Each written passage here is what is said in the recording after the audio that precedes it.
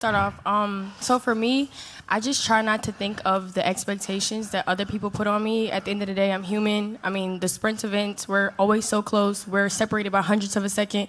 So it's always going to be a race. The women's 100 hurdles is the most competitive event. I just had the best race, the cleanest race on that day. No one can ever take my 100-meter hurdle Olympic title away from me. So, I mean, it's always going to be a good race. But, I mean, I got mine. Going forward with it all, just from 2019 when I first got on the scene to 2024 Olympics, it was just like only a matter of time in a sense. Like I've talked with multiple other people. It was just like you just gotta have that race on that day, like Masai said. And for me, just to come out on top, everything else after the Olympic Games is just cherries on top. I did what I wanted to do for the main season, and now we just come out here and have a little bit of fun. It feels amazing for me to change how people look at the African continent firstly. And now a lot of young people are now invested into doing track and field, of which is something I'm proud of. So it feels amazing to be a hero, if somebody will say. I honestly wasn't really thinking about anybody else in the race. I was just thinking about me and what I can do. I think when I'm just focusing on what I can do, I run my best races, I run my cleanest races, and I run my most successful races. So, I mean, like I said, it could be anybody's race on any day, but I mean, just as talented as they are, I know I have that same capability. So I just focus on what I can do and just try to have the cleanest race because, like I said, whoever has the best in the cleanest race, they're probably going to win because we're all so talented, we're all so close, and the times are like just so close. Like everyone, blinks, right? What is it? I think 13 women have run 12:3 this year, and like I don't think that's ever been done in history. Yeah. So I can't remember the who, but I was way more stressed making the team than actually like being on the line at the Olympics, and it's just because like there's no Olympics if you don't get through the U.S. trials, and the U.S. trials is like the Olympics within itself. That was the fastest run race ever, like the women's 100 hurdles, like statistically from start to bottom, like just averaging out all the times. It was the fastest race.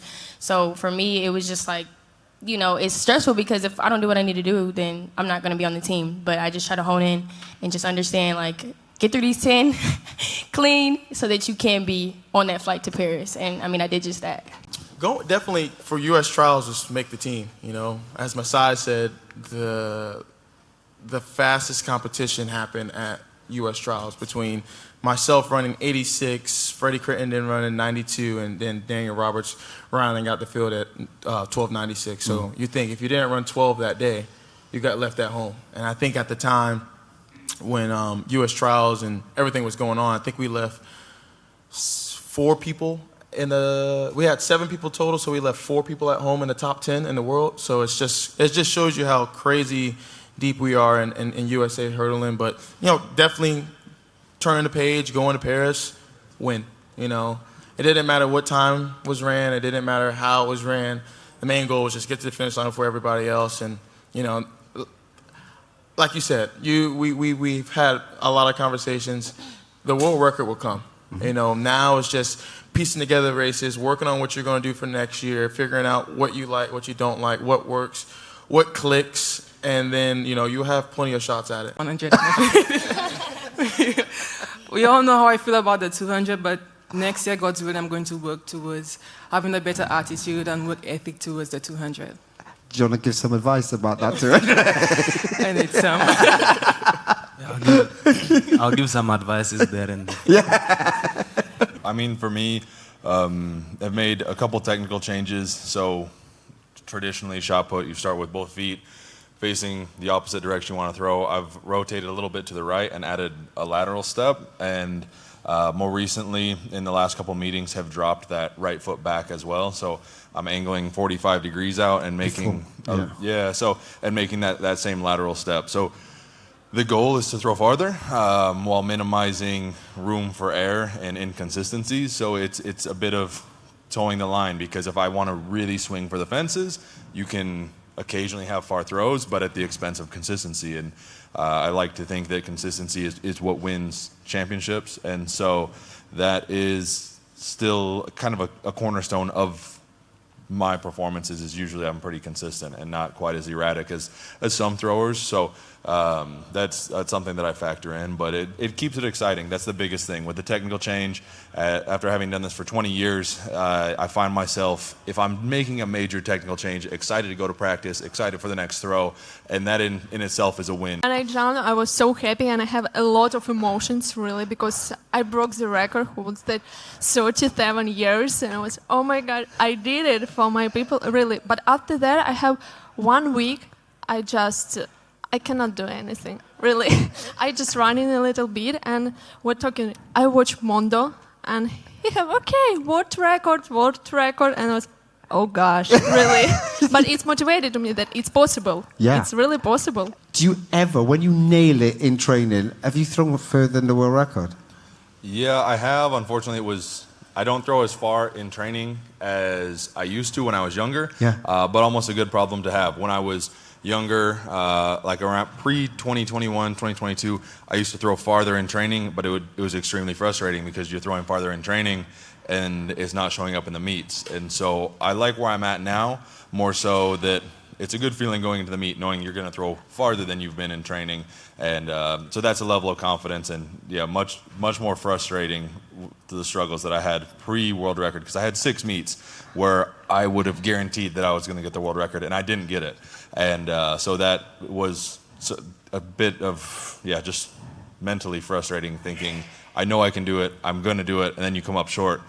So that is difficult to overcome. So it's almost a sense of relief when I finally did do it. Yeah, I'm not even close to them.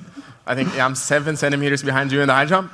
But so You always have room for improvements. There you go, right? But you do as well, though. So that's the problem. But yeah, and Ryan throwing over 23 meters in the shot. But I mean, for me, that's out of this world. I don't even understand how it's possible, because if I hit it really great, it might go over 15. So that's quite a distance behind him. Where you can be.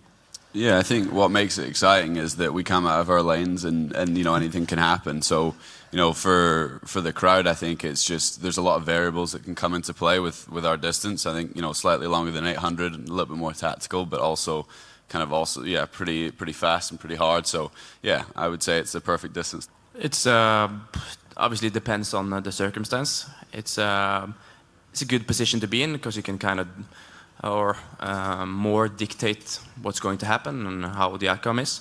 Of course, that's the position that everybody wants to be in, is to kind of decide what's going to happen and decide the outcome. But at the same time, it's a unique position to be in, where we can be quite a lot of runners all fighting for the same thing, but actually, have some good fights.